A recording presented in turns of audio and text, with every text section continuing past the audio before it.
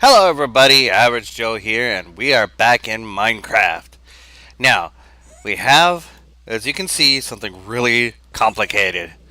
Or at least, somewhatly. This, well, see, let me backtrack a little bit. I goofed it a little bit. I was starting a series in the void. But as you can see, we're no longer in the void. The world has generated. This is what I like to call my brother's kitchen sink mod collection. It has over 200 working mods in tandem with each other. So there's lots and lots of things. We're going to demonstrate most of them, mainly because I want to. And I'm getting a lovely reflection off the screen. Why? Oh well, not worry about it. Anyway, um, but what I want to show you, what I started was a series of Minecraft for Dummies, namely me.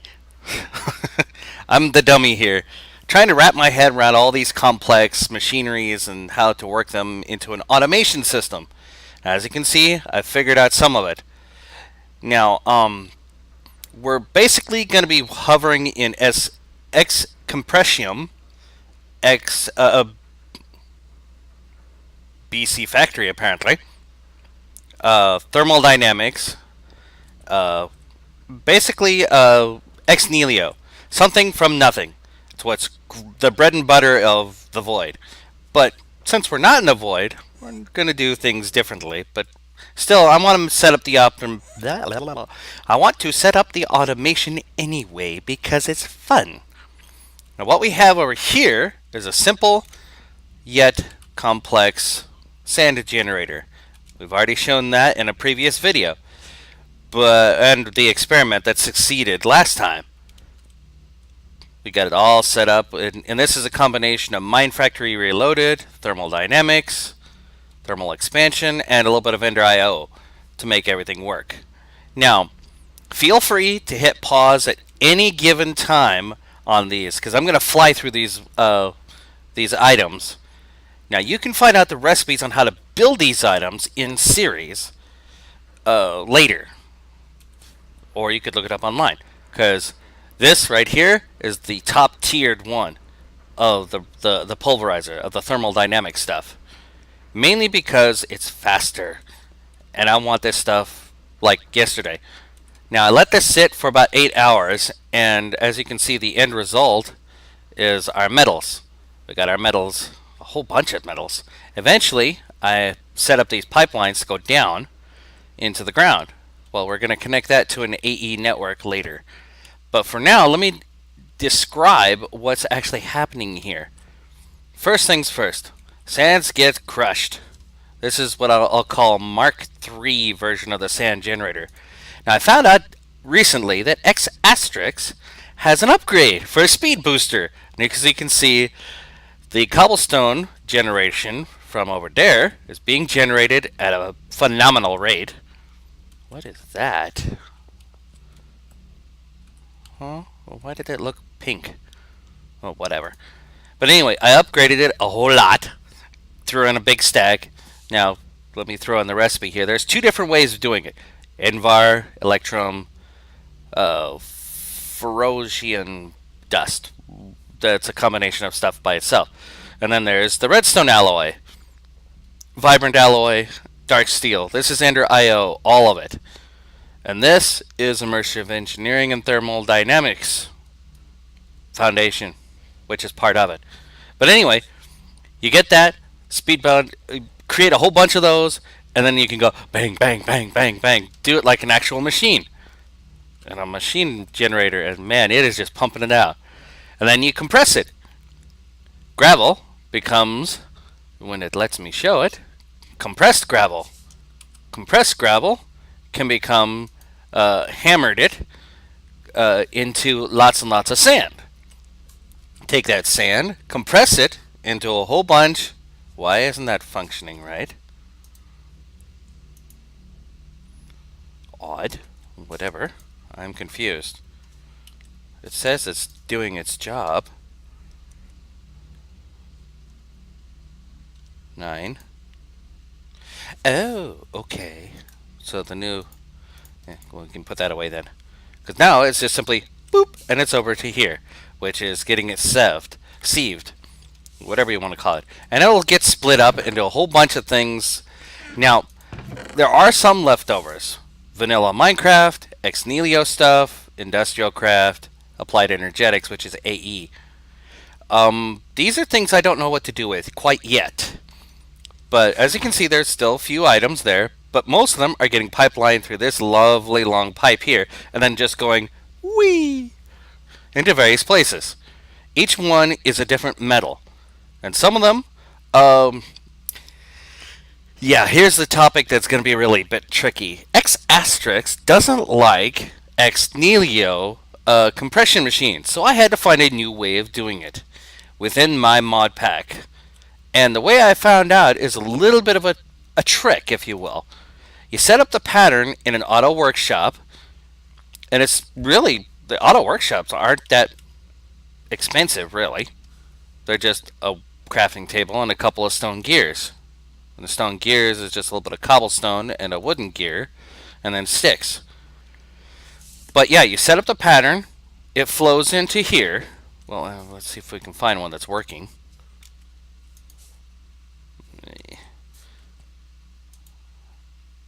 Sorta. Yeah. Well, do we have any? Where are you going? Ah, where'd you go? I want to see one that's working, guys. Well, I suppose I can make it work, but that's cheating. I'm cheating a little bit just to set up this demonstration anyway, so Do we have any that are functioning? No. Pope. Anyway, so let's go to crushed. Let's go crushed. If I can spell right. Crush. Dude, you're getting a crushed thing. Alright, let's set a stack. Where is my Rubicon? That's the ore column. Wait. That one should be working. Ah, see? We get this lovely little bar, and it goes excruciatingly slow. But when it's done, it pops it out over here to get crushed. Nice and slow, because we don't have the upgrades on this. This is the normal speed of a crusher. It's an automatic hammer. I call it a crusher.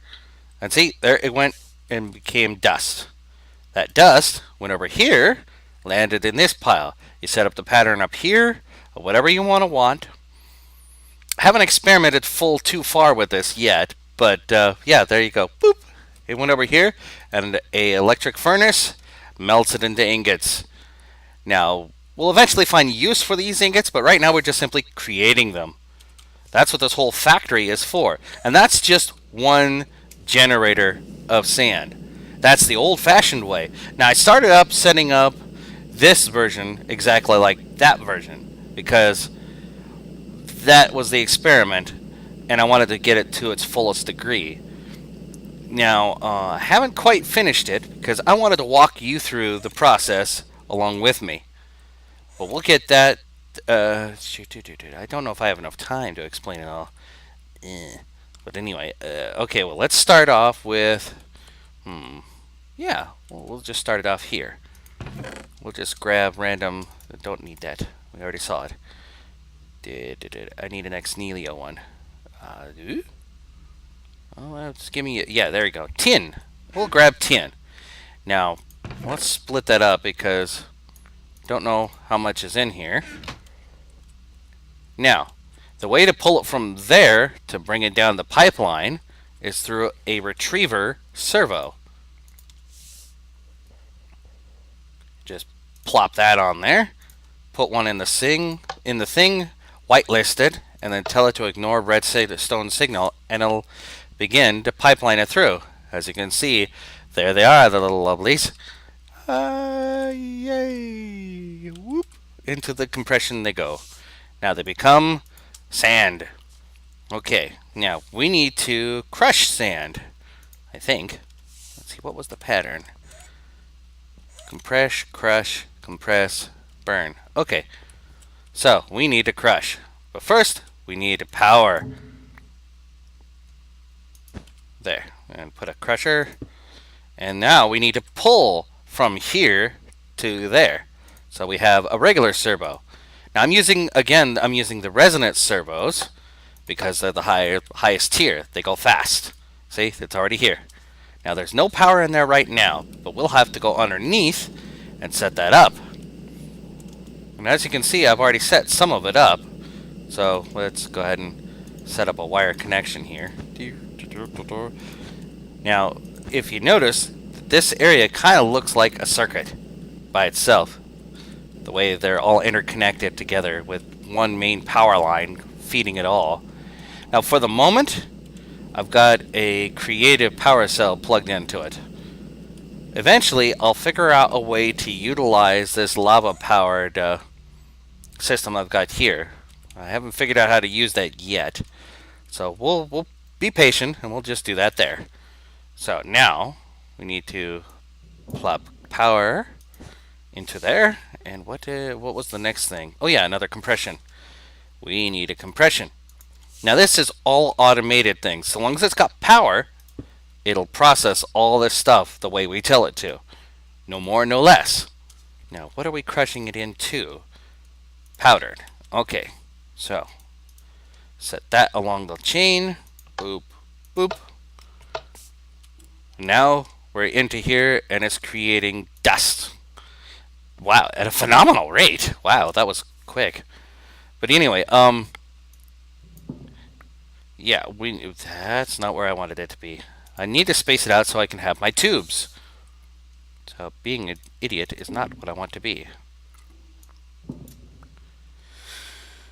I need power. Power. Boink. Now let's see, what's the next step? Compress. Oh, okay, we're dust. So we need to melt it now into an ingot. So we need furnace. There we go. We'll need to tell it to pull the dust into it. Now, it won't go in here because the thermal dynamics has this lovely little configuration window here. Now, it takes a little while to figure out where all these switches and buttons go to.